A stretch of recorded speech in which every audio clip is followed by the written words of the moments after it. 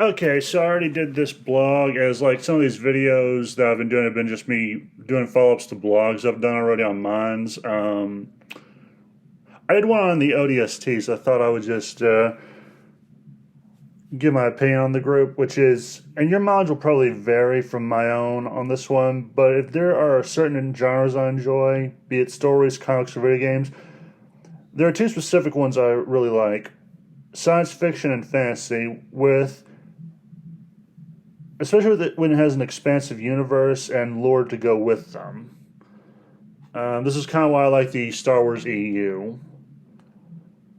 One universe to include these is a science fiction military series known as Halo, which I come back to from time to time. And the release of Paramount's live action Halo show provided me ample cause to do so at the same time of preparing this. Rife with military groups and factions that inspire fascination as well as intrigue. One of these is a group of soldiers known as the Orbital Drop Shock Troopers, otherwise known as ODSTs, who are one of two normal soldiers who fight for humanity alongside the Spartan super soldiers, and the conflict against a collective of alien species in the Great War. The other one being the Marines, a special operations within the UNSC military that are basically the paratroopers of the future. They are placed into drop pods, which then touch down on the ground behind enemy lines, for example, and go on special operations. Essentially being the special forces of the UNSC and a group I want to speak on, yada yada. Compared to the Spartans, they're probably, well, they wouldn't seem like much. For those who are unaware of what I'm talking about, I'll elucidate. The Spartans are super soldiers who can go toe-to-toe with the toughest of alien warriors, from the small fries to the juggernauts, and do so with little effort depending on the difficulty setting, called by the Coveys demons. Compared to Spartans, ODSTs are small fries. On power level scale, they would be between a Spartan and Marine. Even the Coveys see them as less threatening, referring to them, I believe, as imps. I tried looking this up before when I was writing this all down, but I can't remember if I found that to be factual or not. Which has to be embarrassing when one of these imps takes them down. It can be compared to when Mad Jack Churchill took out a Nazi soldier with a bow, well, an arrow, which had barbed wire wrapped around it. Like, imagine how pissed off that crowd must have been. Like, he's standing there with the most, what at the time was the most high-tech weaponry available to humans, and he gets taken out by a crazy Englishman who's using a weapon that's been around since probably the beginning of mankind. And so for the bigger aliens, that has to be humiliating. For grunts, it's an average Tuesday. Every battle has odds more stacked against them than the previous. Spartans can go battle after battle with, as mentioned, little effort, taking multiple battles for them to finally go down, like the Lusitania. Like, for an example of this, I would point to the Reach game. You saw Noble Six go through a lot of shit, and it took a lot to bring him and his fellow squad mates down. But yeah, they go down like Axelson from SEAL Team 10 is the point. This provides the ODSTs with a more grounded and down and dirty type of feel to them.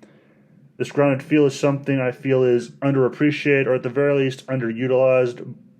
And I think from here I will just say fuck it and just go off the cuff. Basically, if you are an ODST, you have about the odds of you doing well. You have the chance of doing about as well as Jim Sterling at a salad bar, or Movie Bob at a salad bar, or in an argument with someone who actually knows what they're talking about. But anyway, and compared to the Spartans, they have less of a chance. And I respect that actually, because they are. Again, they remind me of SEAL Team, I think I said it was 10 or 6. Like, if you've ever seen Lone Survivor, you know how these people go down? You ever see that scene where, I believe, yeah, it was Axelson. He went down, his rifle ran out of ammo, so he switched to his pistol and started shooting from there. That is how an ODST sometimes can go out. And actually, no, that's how a Spartan will normally go out. An ODST, they will be overwhelmed. But they are much more competent, I would say, than the Marines. Marines get torn through like tissue paper.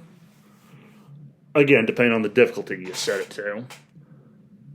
But they are more they're more grounded, which is what I like about them for the most part.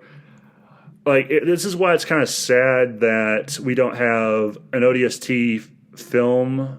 They could. I remember Oz from Night's Watch said they should have done a Band of Brothers type of story with the ODSTs for a TV show instead of focusing on the Chief, because they butchered the Chief.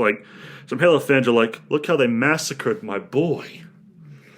Well, no, it should be worse, but I can't do a Marlon Brando impersonation because you don't want to hear me doing that. It's unpleasant. And what was I going to say? And there's some good backing. They did when ODST, the DLC for Halo 3 came out, they did a live action trailer. It puts the stuff Paramount did to shame. I'm not going to lie to you. But that's not the point. The point is, the ODSTs are more grounded, and they still come off as badass. Watch the Halo ODST DLC. You don't have to play, just watch the cutscenes. Or, actually, no, play it more to get a feel for it. And you will see why I like them. Things are harder for them. I think the slogan for them is, our job isn't to make... our job is to make hell more roomy by the time we get there. Or something like that. So there's that. There's also the fact of... well, things aren't easy for them. I like that. I like it when the odds are a little bit harder for someone to go against. That's one of the reasons why I like Red Hood. He's not the best fighter or the smartest, but he's still an interesting character. And I think you could have done the same thing with the ODSTs, which I think someone's doing a fan film about them now. Anyway. They are just interesting to watch and to play as. I also like their weaponry. I like their submachine gun that has suppressors on it, their suppressed pistols. And usually when a Spartan goes on a mission, if it's not the Marines, if you want a more competent team going with you, I think Spartans usually have ODSTs accompanying them. I mean, on the mission they're still screwed probably, but I would think they have better odds than a Marine. And that's not to knock on the Marines. The Marines are still tough assholes. It takes a while before they go down. And ODST... they just take a lot more... they probably just take more coveys down with them before they go. And that's more or less all I wanted to say on the ODSTs. It's just, they're very underutilized in my opinion. And it's a shame because there's room to do more. I'm still getting into Halo's EU, so there's probably some stuff I've missed or I'm not aware of yet. But I would very much like to see something done with them. They are badasses. They are the paratroopers of the future. And that's all I want to say. Actually, now that I think about it, there's one other thing. When I say these people are more grounded, think they're like Task Force 141 meets, science fiction in the future.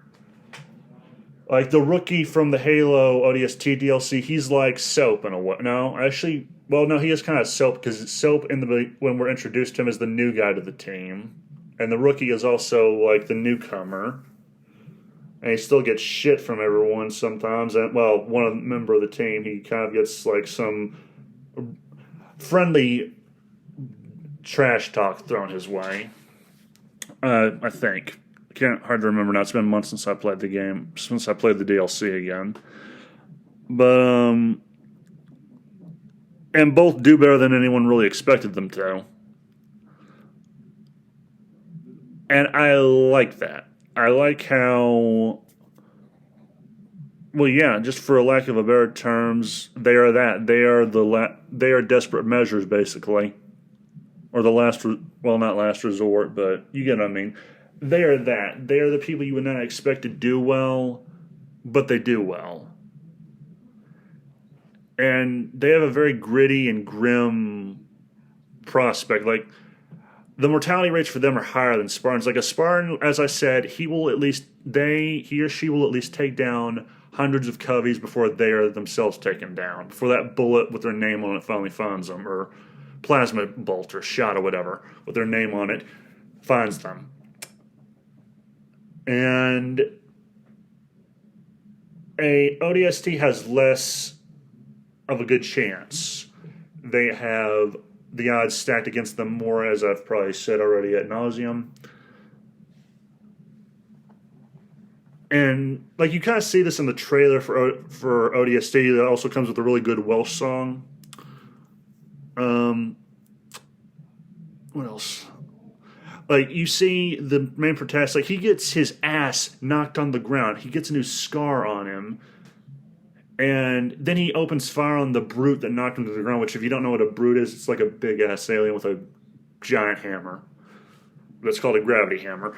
But and I think either he got his submachine gun or he pulled out his pistol and started shooting at the thing. And this thing had no effect on the brute. It was ready to finish him off when I think his name is Torok. He gets lucky. An alien ship, I believe it's called a Phantom. It got one that was damaged, collided with the brute that was about to finish him off, and that saved his life. He got lucky that he survived that.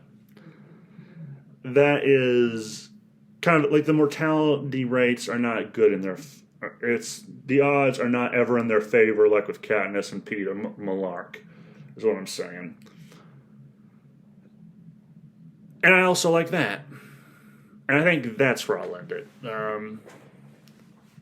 All right, those are just my thoughts on the matter. Enjoy your day. And pray for sanity.